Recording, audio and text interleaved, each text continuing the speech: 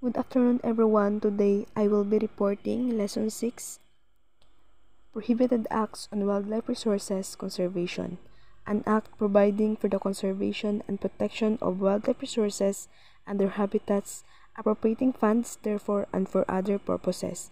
It is also known as the Wildlife Resources Conservation and Protection Act or Republic Act No. 9147. This law plays a vital role in protecting the Philippines' rich biodiversity, ensuring that our wildlife and their habitats are conserved, managed, and used sustainably for future generations. Chapter 1 General Provisions. In Section 1 title, this act is officially called the Wildlife Resources Conservation and Protection Act. It sets the foundation for the protection, conservation, and sustainable management of wildlife resources across the country. In Section 2, Declaration of Policy, it shall be the policy of the state to conserve the country's wildlife resources and their habitats for sustainability. In the pursuit of this policy, this act shall have the following objectives. First is to conserve and protect wildlife species. Dya is para ma-conserve and ma-protect ang wildlife species kag ang andang habitats, ensuring ecological balance and enhancing biodiversity. Second is to regulate the collection and trade of wildlife, and it is also para ma-prevent ang illegal hunting kag trafficking. Next is to pursue with regard to the national interest, the Philippine commitment to international conventions, protection of wildlife and their habitats. Ridya para ma-fulfill ang Philippine commitments to international conventions related sa wildlife protection. Last is para ma-initiate kag ma-support ang scientific studies on the conservation of biological diversity. So Section 3, Scope of Application. This section tells us where and to what this law applies. Sadyang nga law ginacovers na ang tanan nga wildlife species nga makita anywhere sa Philippines, whether they are animals, plants, or microorganisms. So, it doesn't matter if ang species nga dya is makita sa atin nga forest, mountains, rivers, or seas. Dya proteksyonan ta na kang atin nga law. It is also includes wildlife nga nagabuhi sa protected areas under sa NIPAS Act. These are special places nga ginadeclared kang government for protection like national parks, nature reserves, and wildlife sanctuaries. This law also applies to critical habitats. These are areas outside kang protected zones nga very important for the survival of our certain endangered or threatened species. For example, if a specific bird species only breeds in a certain wetland, that area is considered a critical habitat. So, this also applies to exotic species or species nga wala dyan naturally nga nagabuhi sa Pilipinas. If these foreign species are being traded, bred, or raised in captivity within sa country, they are still covered kang dyan nga act. This is to make sure that ang pag-trade kag ang pag-keep kang foreign species hindi makaharm kang local wildlife kag ecosystems. So in Section 3 means that RA 9147 nagaprotect kang tanan nga kinds kang wildlife, native man or foreign, wherever sa Pilipinas, including protected areas and critical habitats. So, ang Section 4 is about sa jurisdiction, or in simple terms, the division of responsibilities or ang between sa darawa ka government agencies, which is ang atin nga DENR kag ang atin nga DA.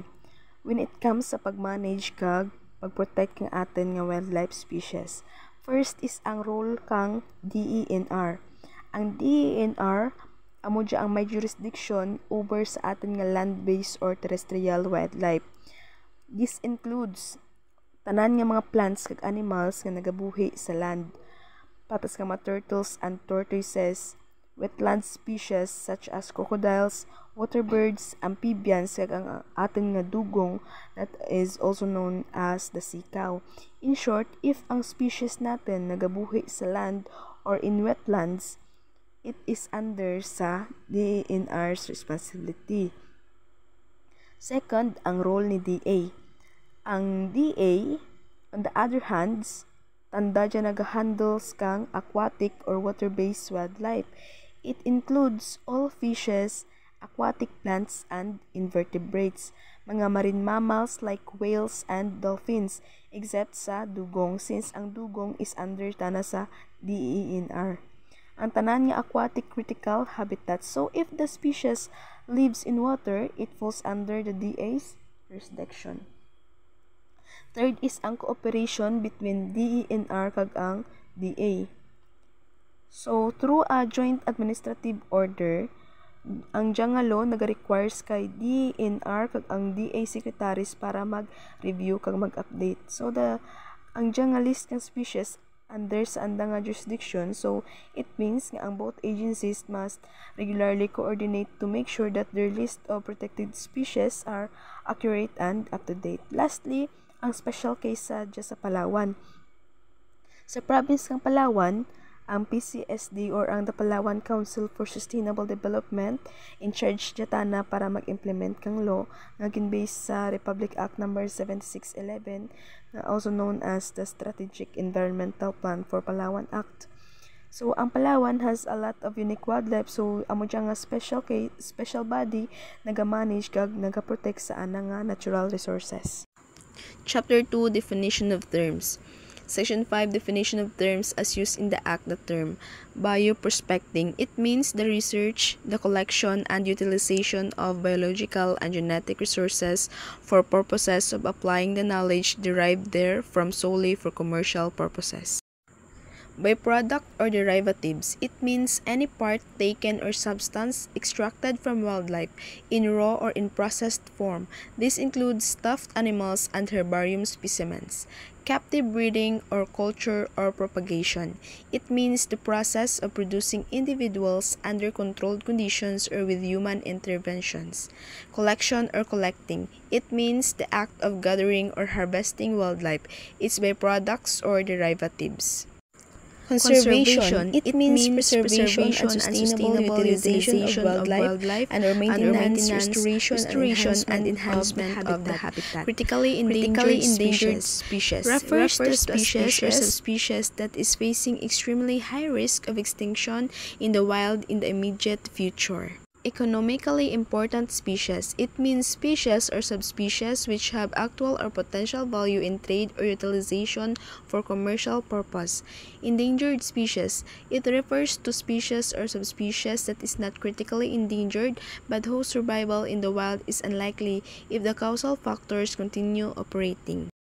Endemic species means species or subspecies which is naturally occurring and found only within specific areas in the country. Exotic species means species or subspecies which do not naturally occur in the country. Export permit refers to a permit authorizing an individual to bring out wildlife from the Philippines to any other country. Habitat means place or environment where species or subspecies naturally occur or has naturally established its population. Import permit refers to a permit authorizing an individual to bring in wildlife from another country. Indigenous wildlife. It means species or subspecies of wildlife naturally occurring or has naturally established population in the country. Introduction. It means bringing species into the wild that is outside its natural habitat. The export permit. It refers to a permit authorizing an individual to bring out of the country a previous imported wildlife. Secretary means either or both the Secretary of the Department of Environment and Natural Resources and the Secretary of the Department of Agriculture. Threatened species, a general term to denote species or subspecies considered as critically endangered, vulnerable, or other accepted categories of wildlife whose population is at risk of extinction. Trade means the act of engaging in the exchange, exportation, or importation, purchase, or sale of wildlife, their derivatives or byproducts locally or internationally. Traditional use. It means utilization of wildlife by indigenous people in accordance with written or unwritten rules, usage, customs, and practices traditionally observed, accepted, and recognized by them. Transport permit. It is means a permit issued authorizing an individual to bring wildlife from one place to another within the territorial jurisdiction of the Philippines. Vulnerable species refers to a species or subspecies that is not critically endangered nor endangered but is under threat from adverse factors throughout their range and is likely to move to the endangered category in the near future. Wildlife. It is means wild forms and varieties of flora and fauna in all developmental stages, including those which are in captivity or are in being breed or propagated. Wildlife collector's permit means a permit to take or collect from the wild certain species and quantities of wildlife for commercial purposes. And wildlife farm or culture permit. It means a permit to develop, operate, and maintain a wildlife breeding farm for conservation, trade, and or scientific purposes.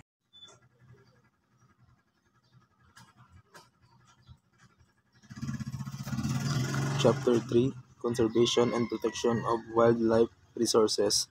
Article 1, General Provision. Section 6, Wildlife Information. Hinahambal sa Section 6 nga tanan nga activity nga may kinalaman sa wildlife ay kinahanglan anay aprobahan kang sekretary kang agency. Example, anak ang DNR. Next, Section 7, Collection of Wildlife. About dya sa pagkolekta or pagbuol kang mga sapat sa wildlife. Kinahambal dya nga ginasugtan magbuol kang sapat basta hindi makagaba sa anda ginaulian. Kag sa pagbuol dapat sakto nga pamaagi. Kag ginasugtan ang mga IP magbuol basta para sa tradisyonal nga pamaagi paggamit, hindi para ibaligya. Kag hindi man pwede bulan ang mga endangered species. Next, Section 8, Possession of Wildlife. About dya sa pag-alaga kang sapat or tanom halin sa wildlife. Kinahambal na pwede lang mag-alaga ang may pondo kag knowledge para ma-maintain niya safe ang sapat or tanom. Hindi man pwede ang paggamit ka illegal para magsagod sa sapat or tanom. Next, Section 9, Collection or Possession by Products and Derivatives. Products means gamit galing sa wildlife, patas nga mga panit o tulan. Derivatives means mga products galing sa wildlife, patas ka oil, bulong. Kinahambal dya, nasugtan ka lang magtag-iya ka mga gamit galing sa wildlife basta illegal. Next, Section 10, Local Transport of Wildlife by Products and Derivatives. Kinahambal dya nga pwede mo sailohon ang mga sapat or tanom or produkto basta legal kag di makaguba sa wildlife or sa mga tao. Next, Section 11, Exportation or Importation of Wildlife. Kinahambal dya nga ginasugtan mag-import or mag-export kang sapat or tanom basta may authority kang government kag gasunod sa batas kag may abilidad magsagod kamayad. Next, Section 12, Introduction, Reintroduction, or Restocking of Endemic or Indigenous Wildlife. Ang Section 12 gahambal nga ang pagpakilala or pagpaduro ka mga endangered species ay ginasugtan lang kung may authority ka government kag may sapat nga research about them kara. Next, Section 13, Introduction of Exotic Wildlife. Exotic wildlife is ang mga exotic species o galin sa ibang bansa nga species. Ginahambal nga bawal magpasulod ng exotic wildlife sa Pilipinas kung wala ti authority o government. Kapin pa sa mga protected areas or critical habitats. Kung sugtan man, dapat may pag-study sa epekto sa kalikasan kag sa mga tao. Next, Section 14, Bioprospecting. Ang bioprospecting ay pagbuol kag pag-study sa mga sapat or tanom para gamitan nga sangkap sa mga bulong. Ginambal sa Section 14 nga ginasugtan ang mga bioprospecting basta may authority ka government. Pag aware ang mga tawo nga affected, kag responsible. Kung foreign ang conduct, dapat may imaw nga local para maka-benefits man ang Pilipinas.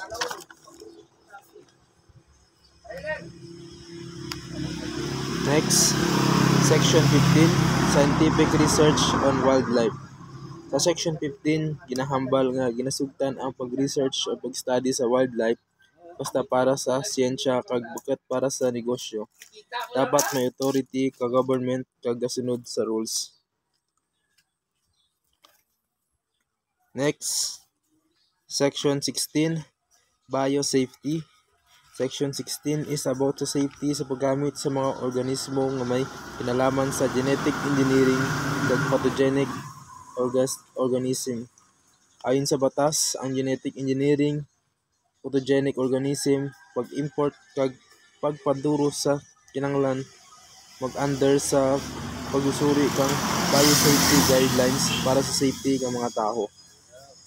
Next, Section 17, Commercial breeding or propagation of wildlife resources.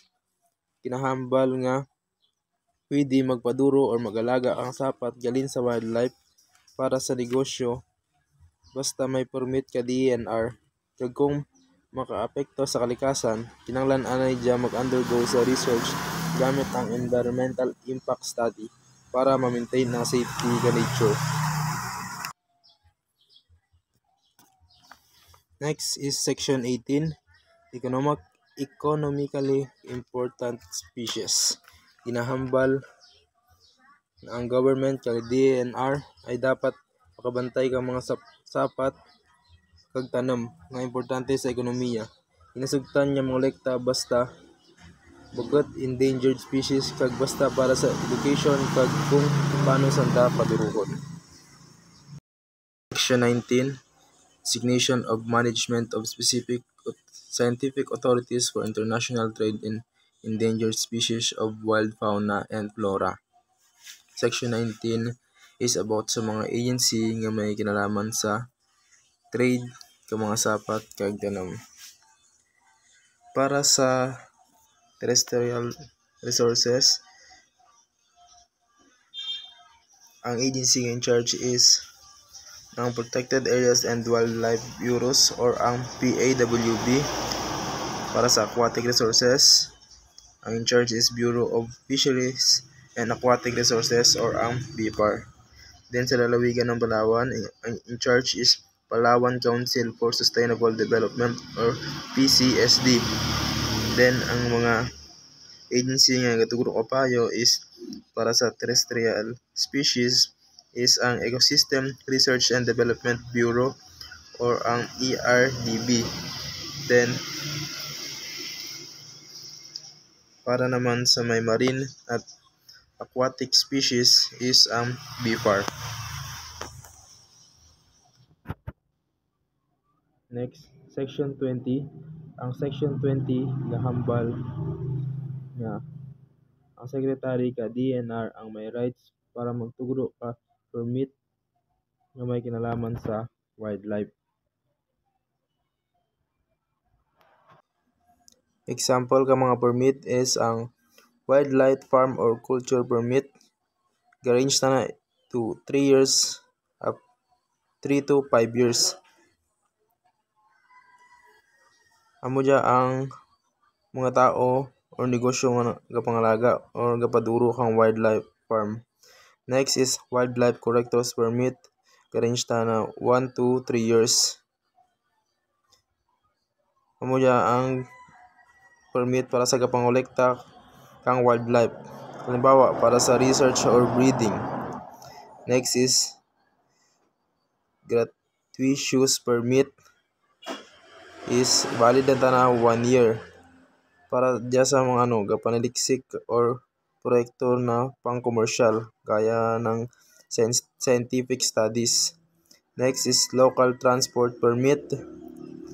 Valid na 1 to 3 months. Para man dya sa paglipat or pagtransport kang wildlife mga products sa silid kang bansa. Next, export, import, re-export permit. Valid na 1 to 6 months para dyan sa pag-export, import, or export kang wildlife sa bansa. Next is Section 21, Fees and Charges. Reasonable fees and charges as may be determined upon consultation with the concerned groups and in amount fixed by the Secretary shall be imposed for the issuance of permits enumerated in the preceding section. So sa Section 21, diyan explain ang fees and charges kung mag-export ang wild species. Halimbawa, kung mag-export, permit fee na is hindi na masobra sa 3% ng kabuuang halaga ng export. Wala pa abay ang gastos sa may transportation. Pero ang mga cut flowers, mga dahon, ang mga amurang produkto is libre tana.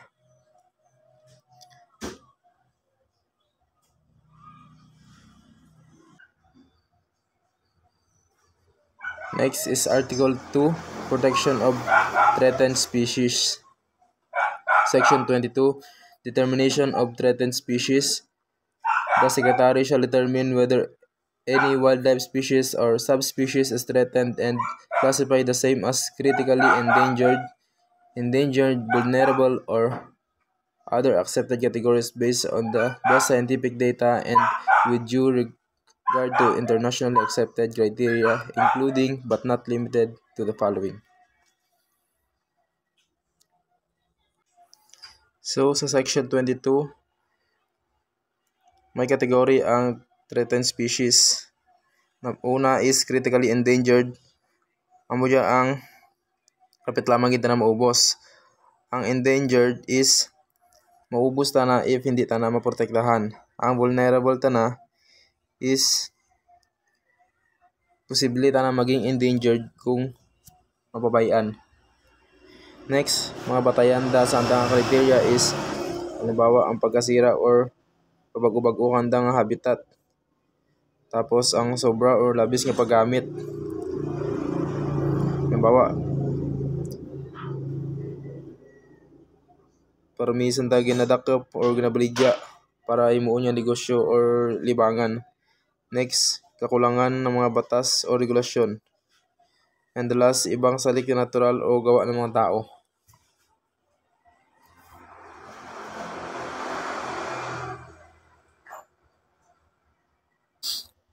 Then, sa Section 22, kinahambal nga ang listahan is dapat gina-update na regularly kapag may bagong impormasyon. Kag once nga isang species ay naabay ta na sa listahan, hindi ta na pwede extend bilog nga 3 years.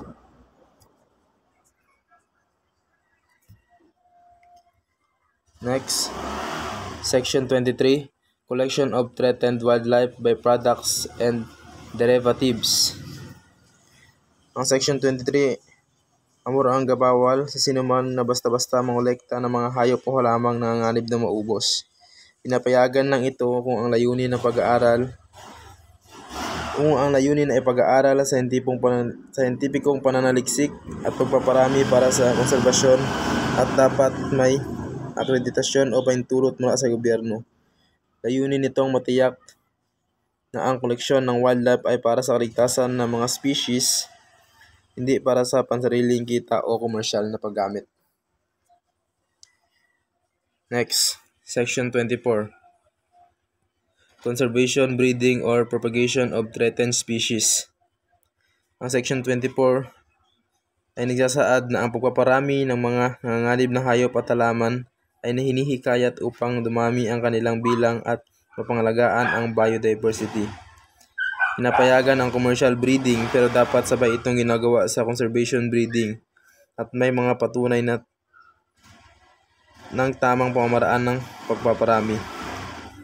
Dapat din ay inaalagaan ang kanilang natural na tirahan upang hindi ito tanggapin muli ang mga hayop o halamang ibabalik sa kalikasan. Layunin nito maprotektahan at maparami ang mga threatened species, hindi lamang para sa kita, kundi para sa pangmatagalang kaligtasan ng balanse ng kalikasan.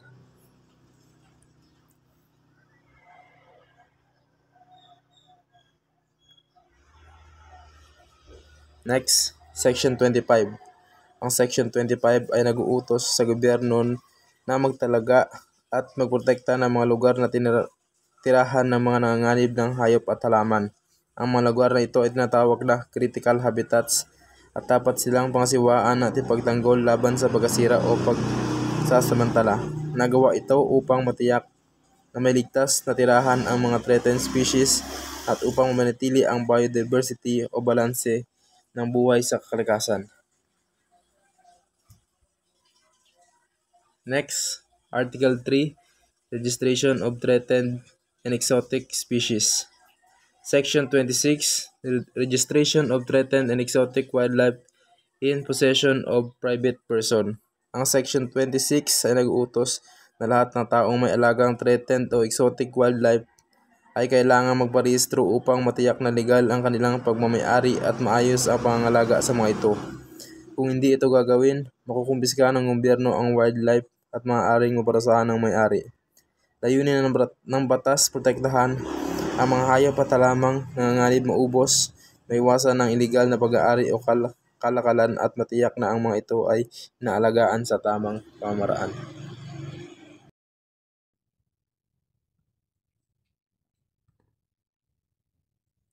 Chapter 5, Fines and Penalties. Section 28, Penalties for violation of this act for any person who undertake illegal acts under paragraph A of the immediately preceding section to any species as may be categorized pursuant to this act. The following penalties and or fines shall be imposed. So, Section 28 of Wildlife Resources Conservation and Protection Act, also known as RA 9147. This paragraph explains the penalties for the people who illegally harm, collect, hunt, or trade wildlife without permission. Imprisonment of a minimum of 6 years and 1 day to 12 years and or fine of 100,000 pesos to 1 million pesos if inflicted or undertaken against species listed as critical species. So sa critical species na nga is, ang example is ang pagpanakop kang Philippine Eagle, which is bawal ya amo ya penalty nga impose kanimo. B. Imprisonment of 4 years and 1 day to 6 years and or fine of 50,000 pesos to 500,000 pesos if inflicted or undertaken against endangered species. So sa endangered species, kiros kabi na dakpan ka nagapanakop kang tamaraw, just amora nga penalty impose kanimo. C. Imprisonment of 2 years and 1 day to 4 years and or a fine of 30,000 pesos to 300,000 pesos if inflicted or undertaken against vulnerable species. So ang yatakya example na takya is ang panakop kang mga pawikan, which is bawal da. So amo yang penalty impose kanimo. D. Imprisonment of 1 year and 1 day to 2 years and or a fine of 20,000 pesos to 200,000 pesos if inflicted undertaken against other threatening species. And E. Imprisonment of 6 months to 1 day to 1 year and or fines of 10,000 pesos to 100,000 pesos if inflicted or undertaken against other wildlife species. For illegal acts under paragraph B of the following preceding section, the following penalties and or fines shall be imposed. This paragraph covers other illegal acts like destroying wildlife habitats or trading wildlife product.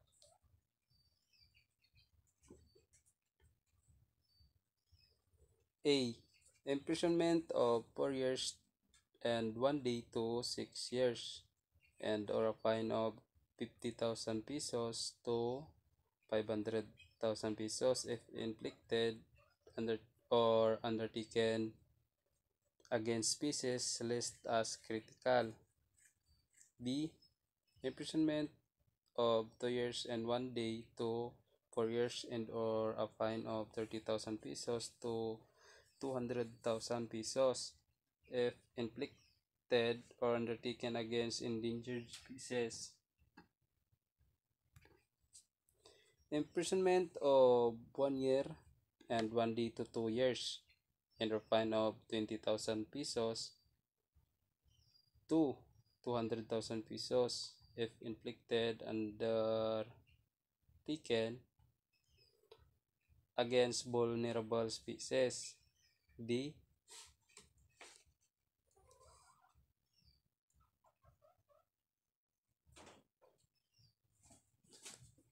The imprisonment of 6 months and 1 day to 1 year or a fine of 10,000 pesos to 50,000 pesos if inflicted or undertaken against other threatened species. And E.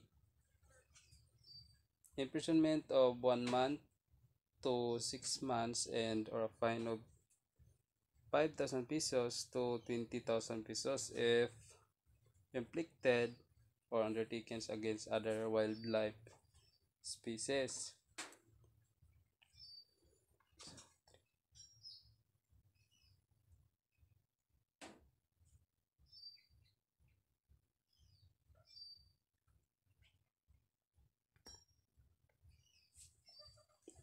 For illegal acts under paragraph C and D of the immediately preceding section, an imprisonment of 1 month to 8 years and a fine of 5,000 pesos to 5 million pesos shall be imposed. For illegal acts under paragraph E, the following penalties and or fines shall be imposed. So, just sa paragraph E ito nga is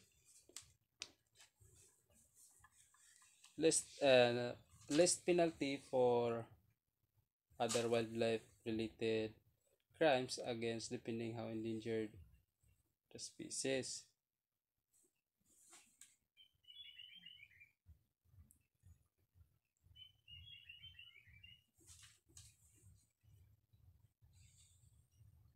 A. Imprisonment of 2 years and 1 day to 4 years and a fine of 5,000 pesos to 300,000 pesos if inflicted or undertaken against species listed as critical.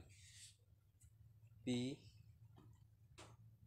Imprisonment of 1 year and 1 day to 2 years and a fine of 2,000 pesos to 200,000 pesos if inflicted or undertaken against endangered species.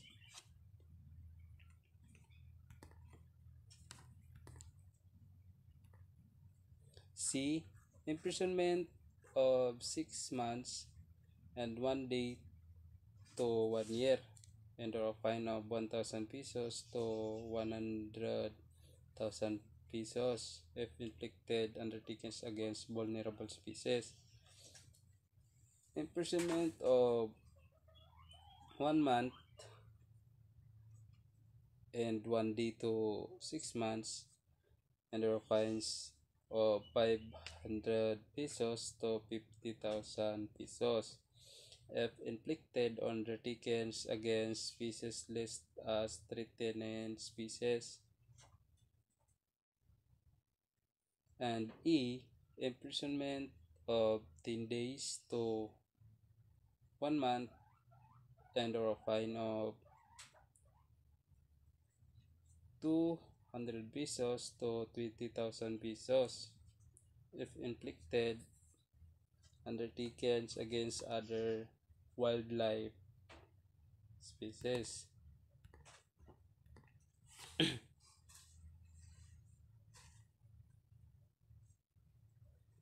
For illegal acts under paragraph F and G of the immediately preceding section, the following penalties and or fines shall be imposed. This act including using illegal method of tools to catch or kill wildlife like traps, chemicals, and explosive. Imprisonment of 2 years and 1 day to 4 years. And a fine of 30,000 pesos to 300,000 pesos if inflicted or undertaken against species listed as critical. Imprisonment of 1 year and 1 day to 2 years and a fine of 20,000 pesos to 200,000 pesos if inflicted or undertaken in endangered species. And C. Imprisonment of 6 months and 1 day to 1 year and fines of 10,000 pesos to 100,000 pesos if inflicted or undertaken against vulnerable species.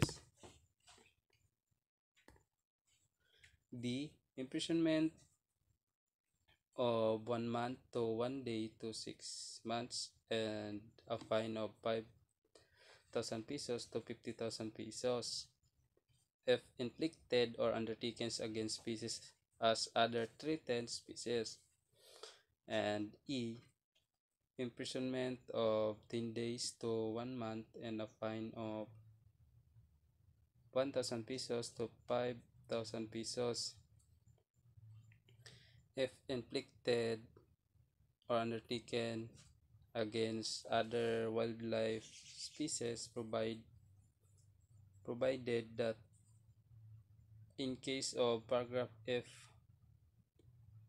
where the acts were perpetuated through the means of inappropriate techniques and device, the maximum penalties herein provided shall be imposed.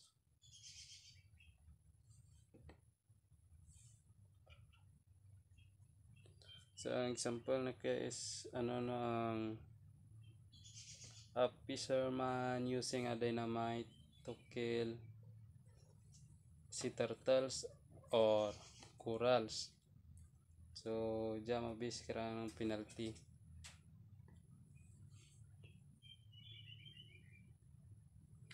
For illegal acts, paragraph H and I of immediately preceding section, the following penalties and fines shall be imposed.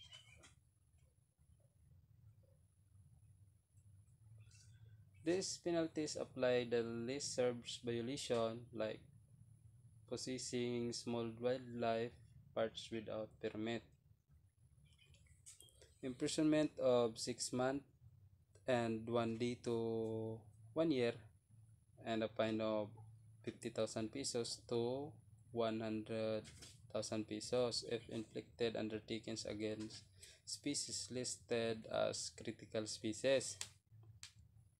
Imprisonment of 3 months and 1 day to 6 months and a fine of 20,000 pesos to 50,000 pesos if inflicted or undertaken against endangered species. C. Imprisonment of 1 month and 1 day to 3 months and a fine of 5,000 pesos to 20,000 pesos if inflicted or undertaken against vulnerable species. Imprisonment of 10 days to 1 month and a fine of 1,000 pesos to 5,000 pesos if inflicted or undertaken against species listed as other threatened species. E. Imprisonment of 5 years and 10 days, 5 days to 10 days, and a fine of 200 pesos to 1,000 pesos if inflicted or undertaken against other wildlife species.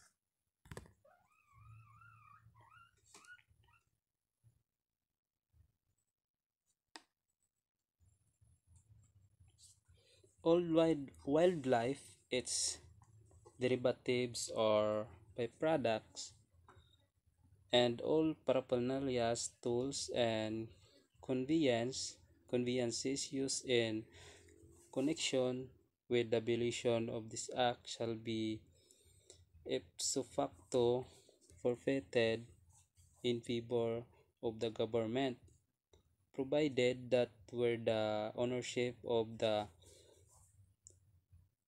aforesaid conveyance belong to the third person who has no participation in or knowledge with the illegal acts. The same may be released to the said owner. The apprehending agency shall immediately cause the transfer of all wildlife that have been seized or recovered to the nearest wildlife rescue center of the department in the area. If the offender is an alien, he shall be deported after serving and payment of fines without the further proceeding. These fines herein prescribed shall be increased by at least 10% every 3 years to compensate or for inflation and to maintain the deterrent function of such fines.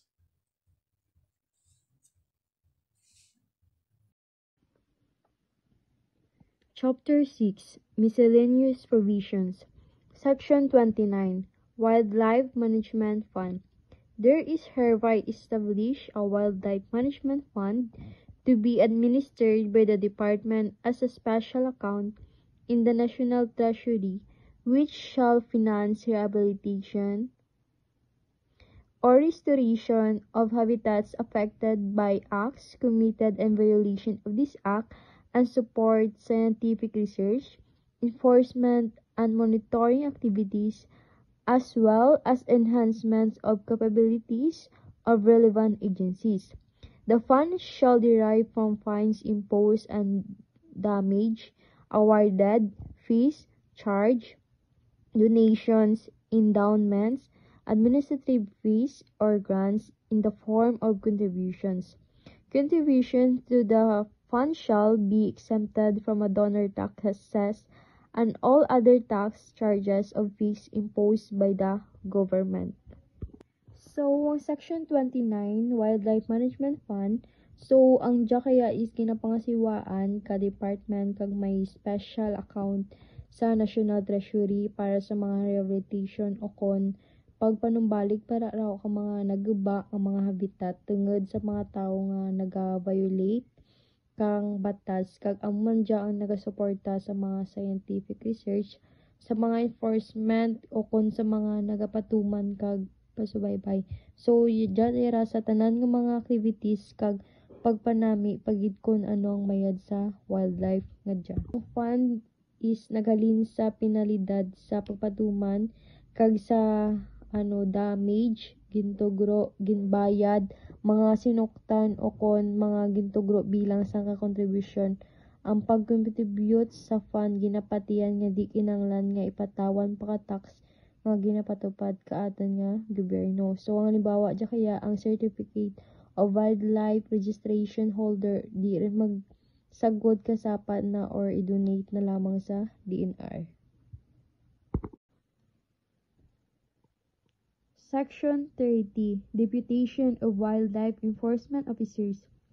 The Secretary shall deputize wildlife enforcement officers from non-government organizations, citizens groups, community organizations, and other volunteers who have undergone necessary training for this purpose.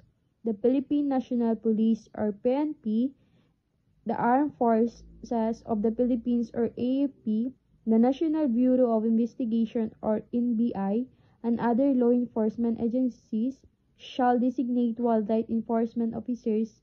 As such, the wild enforcement officers shall have the full authority to seize illegally traded wildlife and to arrest violators of this act subject to existing laws, rules, and regulation on arrest and detention.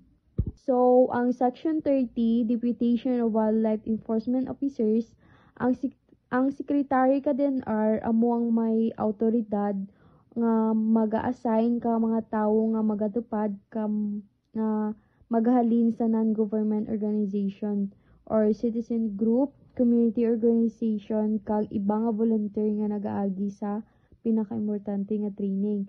So, diya kaya parehas ka mga PNP, AFP, kag NBI, kag iba pa nga law enforcement agencies sandayara ang magabutang ka tawo para ridya. Ang wild enforcement officers amo ang may authority nga magdakop kag prison ang mga illegal nga nagabaligya kag nagaviolate kadya sa kaagtanan sa laws and regulation kadya nga act. Halimbawa, ang pagbaligya ka mga endangered species just ang dagat nga ginabawal dakpan kag ibaligya kaaton gobyerno ang kutob ka madakpan may multa kag pwede nga mapriso. Section 31. Establishment of National Wildlife Research Centers. The Secretary shall establish National Wildlife Research Centers for terrestrial and aquatic species to lead in the conduct of scientific researches on the proper strategies for the conservation and protection of wildlife, including captive breeding or propagation. In this regard, the Secretary shall encourage the participation of experts from academic research, institution, and wildlife industry.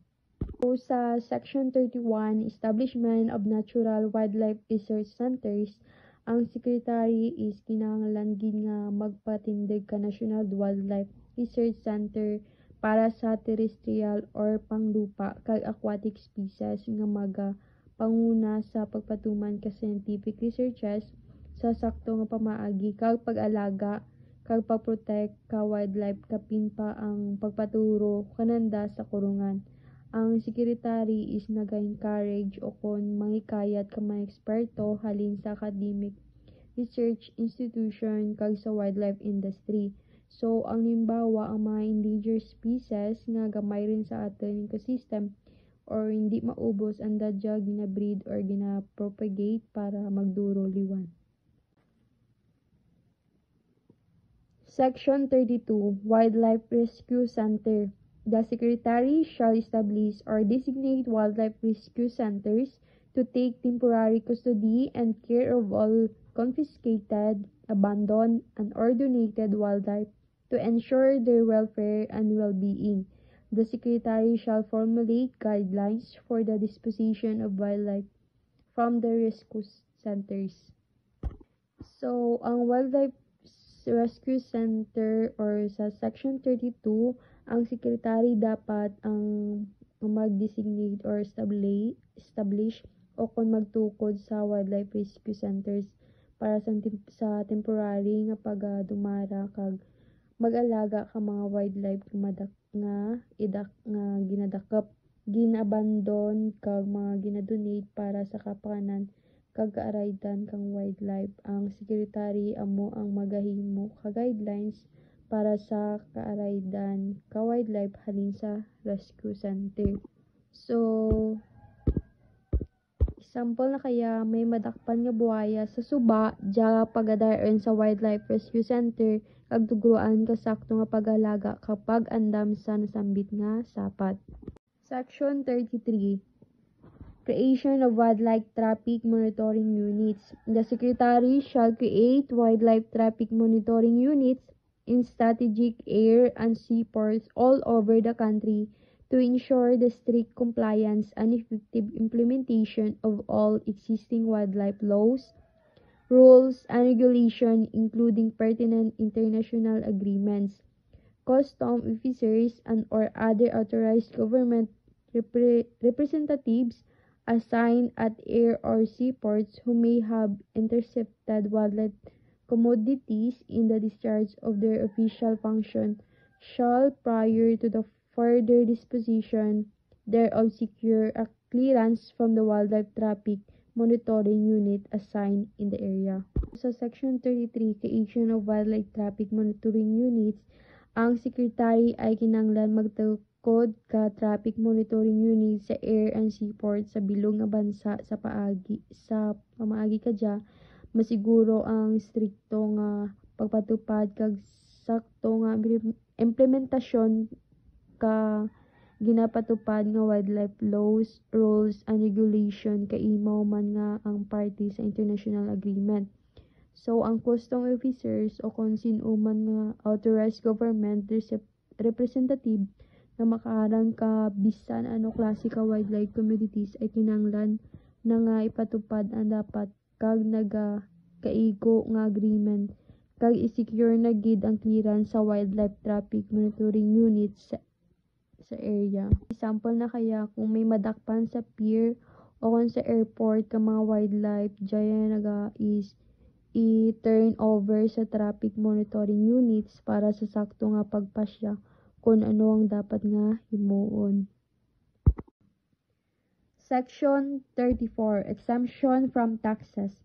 Any donation, contribution, request, subsidy, or financial and which may be made to the Department of Environment and Natural Resources or to the Department of Agriculture and to NGOs engaged in wildlife conservation, duly registered with the Securities and Exchange Commission as certified by the local government unit, the Department of Environment and Natural Resources, or the Department of Agriculture for the conservation and protection of wildlife resources and their habitat shall constitute as an allowable deduction from the taxable income of the donor and shall be exempt from donor taxes.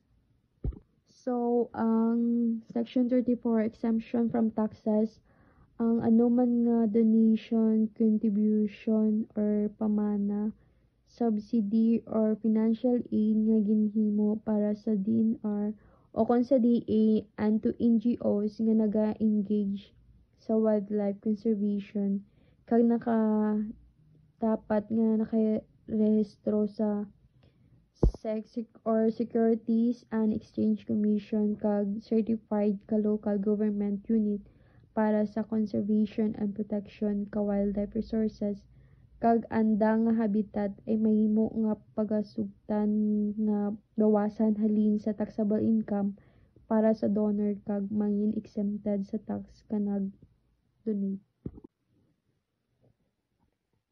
Section 35. Flagship species. Local government units shall initiate conservation measures for endemic species in their areas. For this purpose, they may adopt flagship species such as the Cebu Black Shama or Capsicus cebuensis, Tamaraw or Bobalus mendorensis, or Philippine Tarsier Tarsius sherenta, Philippine Teak or Vectora philippensis, which shall serve as emblems of conservation for the local government concerned. as you can see, may example dira sa screen. Amo yara ang mga example na kang Cebu Black Shama, Tamaraw, Philippine Tarsier, kag Philippine Teak. Section 36, Botanical Gardens, Zoological Parks, and other similar establishments. The Secretary shall regulate the establishment, operation, and maintenance of botanical gardens, zoological parks, and other similar establishments for recreation, education, and conservation. So, sa Section 36, the Secretary is mag-regulate ka establishment para sa pagpadalagan kag maintenance ka botanical garden, zoological park, kag iba nga parehas man nga establishment para recreation or libangan, education, kan conservation. For example, ang Arboretum sa Santa Rosario Pandan is ridya makita ang manisari nga klase ka bulak kag puno kang kahoy. Section 39, Separability Clause. Should any provision of this act be subsequently declared as unconstitutional, the same shall not affect the validity of the legality of the other provisions. So, diya kaya ang separability clause, kung ano man yung provision sa batas nga diya dapat ginadeklara labag man sa Constitution, parehas man nga hindi makapekto sa bisa o kon legalidad kay iba nga provision. Section 40, Repealing Clause, Act No. 2590 and 3983, Commonwealth Act No. 63 as amended, Presidential Decree No. 1219 as amended, Republic Act No. 6147, and other laws, orders, and regulations inconsistent herewith are hereby repealed or amended accordingly.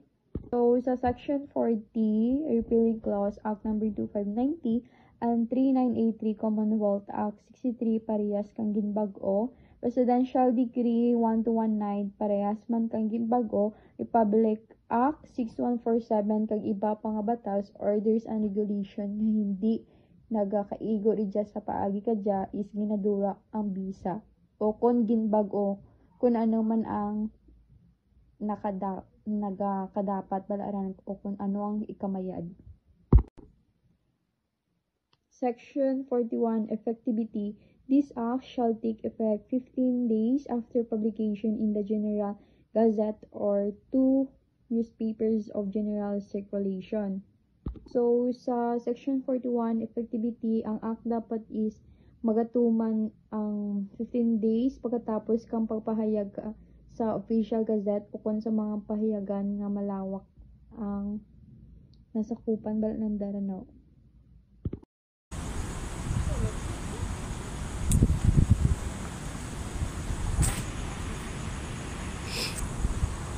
Section 27, Illegal Acts. Unless otherwise allowed in accordance with this act, it shall be unlawful for any person to willfully and knowingly exploit wildlife resources and their habitats or undertake the following acts. This section enumerates the prohibited acts involving wildlife species, especially those threatened, endangered, or regulated violations can result in fines and imprisonment. A. Killing and destroying wildlife species except in the following instances.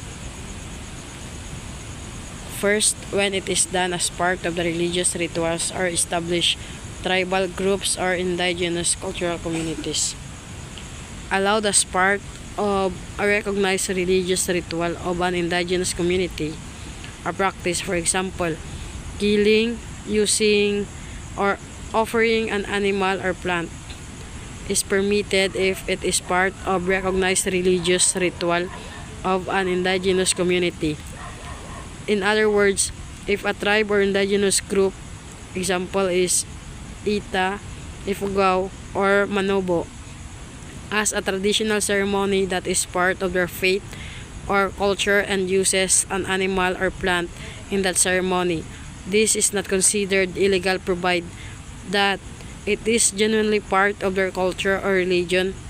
It has been practiced for a long time, not newly invented. The group is officially recognized as an indigenous group by the government. Example is by the NCIP or National Commission on Indigenous Peoples. An example, a member of an Ita tribe uses the feathers of a specific bird as part of a healing ritual or ceremonial dance passed down through generations. Normally, collecting feathers of a protected bird species could be illegal, but since it is traditional religious practice of an established indigenous group, it is permitted under the law. Sa local application naman dyan example, in the Cordillera region, the Ifugao people conduct rituals to honor their ancestors or spirits, where they may use wild chickens or native plants as offerings. These practices are protected and respected as part of their cultural heritage under the Indigenous Peoples Rights Act or IPRA and Republic Act 9147, provided that they are performed within the bound of their traditional customs and not for profit. Second, when the wildlife is afflicted with an incurable communicable disease. Allowed if the wildlife is suffering from a contagious, untreatable disease. Killing or destroying a wild animal is permitted if it is a dangerous, contagious disease that cannot be treated. For example, if a wild animal is infected by a highly transmissible, incurable disease such as rabies or avian influenza, and there is no cure or way to save it, it may be killed or destroyed to prevent the spread of the disease to other animals or to people. Amo dyan example, a forest ranger discovers a monkey infected with rabies in a protected area because rabies is a deadly and highly contagious disease. The ranger is allowed to humanly put the animal down to prevent it from spreading the virus to animals or people. Amo yung example na naman sa local application. In Palawan, wildlife authorities from the DNR once reported cases of infected fruit bats suspected of carrying diseases like Lassa virus related to rabies. To protect the ecosystem and public health, the infected bats were isolated and euthanized following disease control protocols. Third is when it is deemed necessary to put an end to the misery suffered by the wildlife. Allowed to end the life of wildlife that is severely suffering and cannot be healed. If an animal is gravely injured, crippled, or unable to feel or move and cannot be helped or treated to recover, it may be humanly euthanized. This is done not as a punishment but to end the animal's suffering. Example, a sea turtle is found on the shore with its shell crushed by a boat propeller, and veterinarians determine that it can no longer survive or move without extreme pain.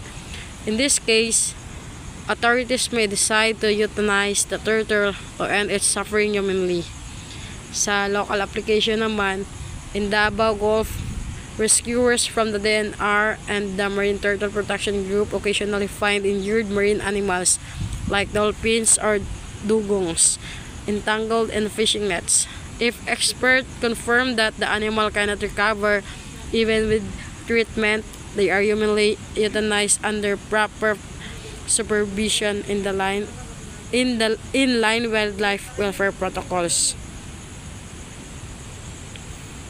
Fourth, when it is done to prevent an imminent danger to the life or limb of a human being. Wildlife may be killed or removed when there is an immediate threat to a person's life or physical safety, and there is no other practical or safer way to prevent harm. If a wild animal, example dog, crocodile, monkey, or snake,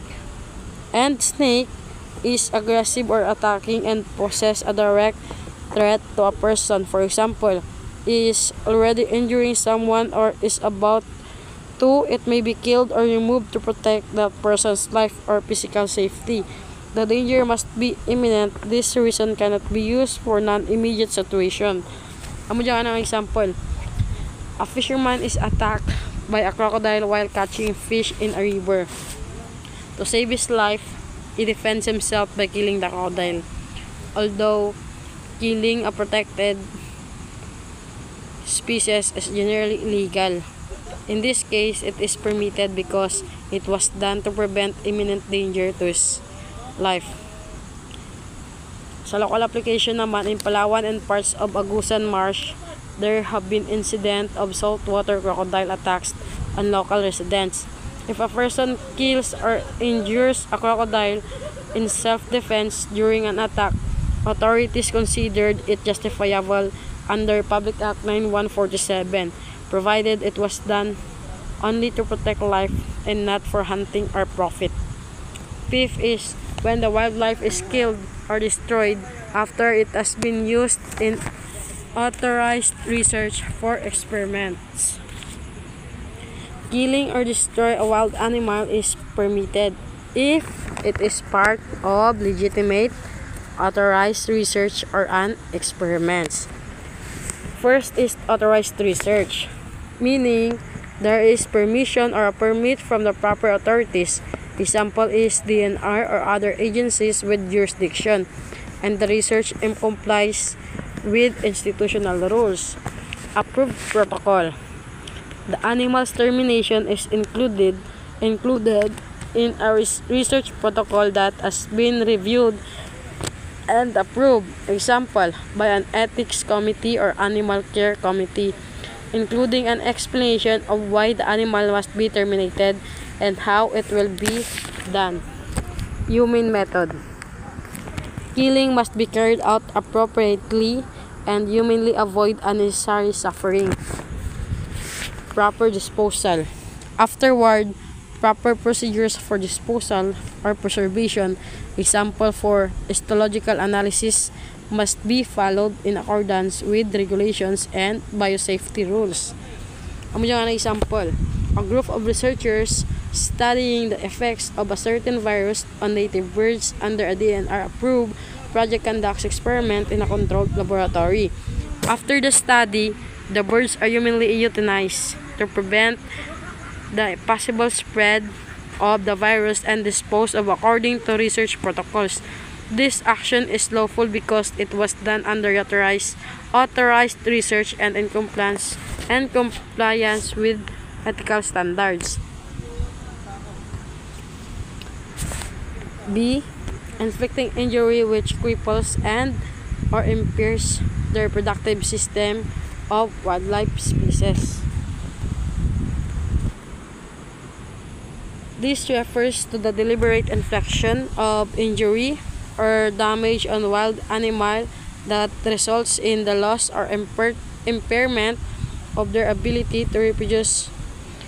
For example, cutting or removing reproductive organs, ovaries or testes, causing severe injury to the genitals, or using chemicals, toxins that induce sterilizations.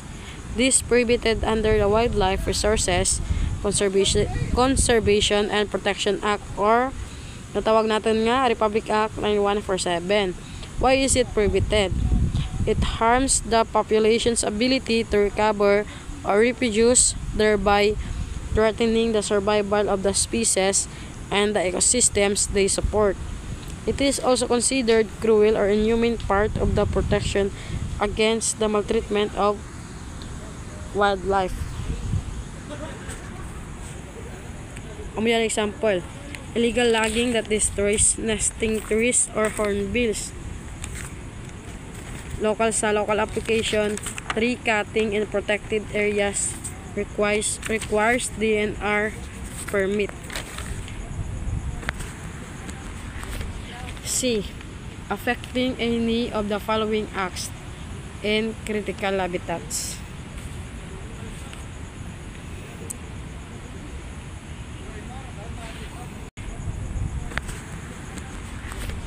C. Affecting any of the following acts in critical habitats.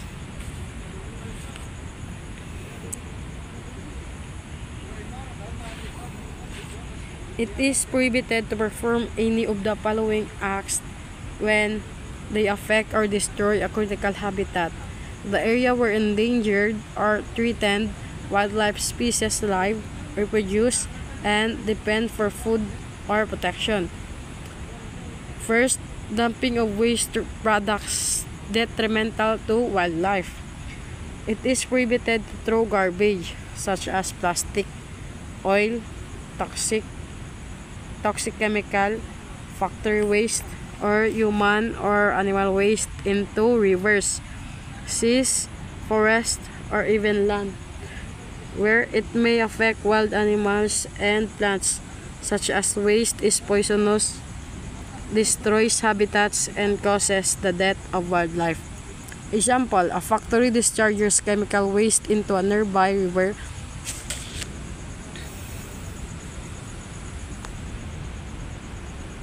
without proper treatment.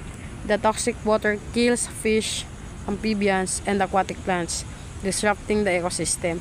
This act is considered illegal dumping and detrimental to wildlife under Republic Act 9147 and related environmental laws like Republic Act 9003 or Ecological Solid Waste Management Act and Republic Act 9275 or Clean Water Act.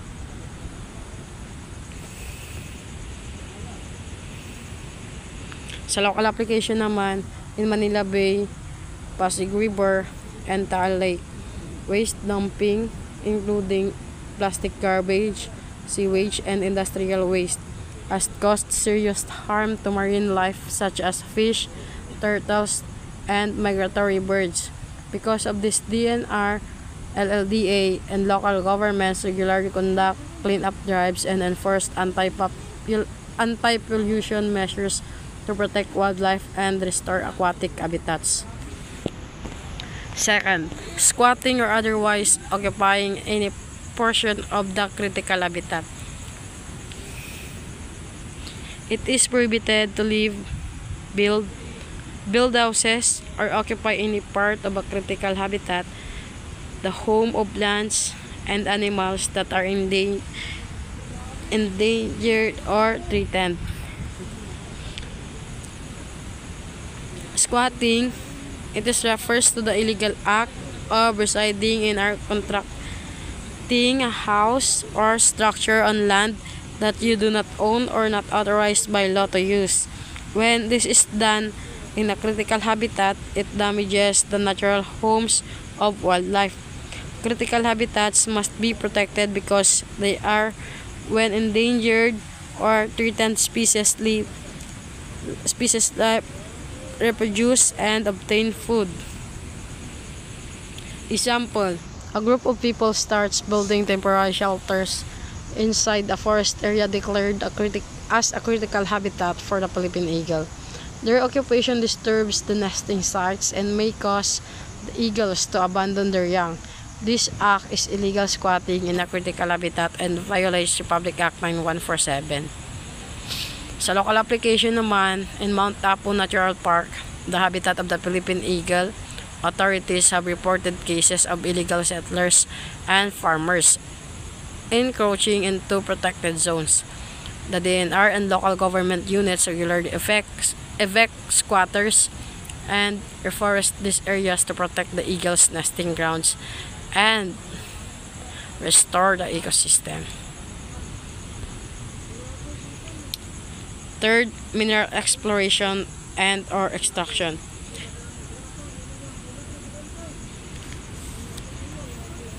The exploration and extraction of minerals or natural resources such as gold, iron, stones, oil, and others are prohibited within critical habitats where wild animals and plants that need protection live.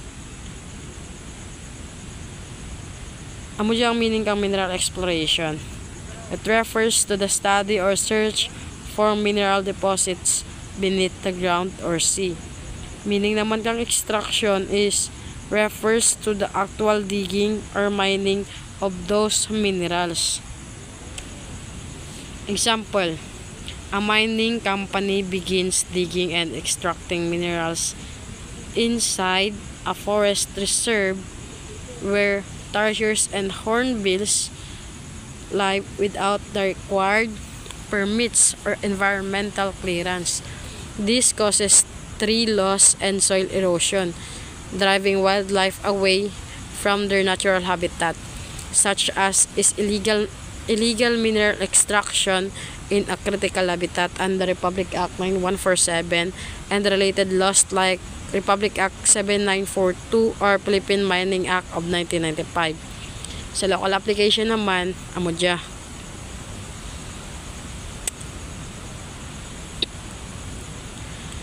Fourth, burning. Ano ang natawag ng burning? It refers to the deliberate act of setting plants, trees, or grass on fire in an area. It is often done to clear land or prepare it for planting. But when done in a critical habitat, it causes great harm to wildlife and environment. When the animal's habitat is burned, their homes are destroyed, animals are killed or injured, seedlings and plants that serve as sources of food are destroyed. It leads to soil erosion and pollution. Example, a farmer burns a patch of forest to clear land for planting crops. The fire spreads into a protected wildlife area, killing birds, reptiles, and small mammals. This act of burning a wildlife habitat is illegal under Public Act 9147 as it causes harm to the ecosystem and wildlife population. Fifth is logging.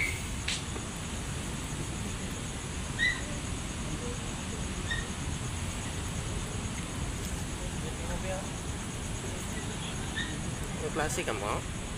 Ang ano, reporting.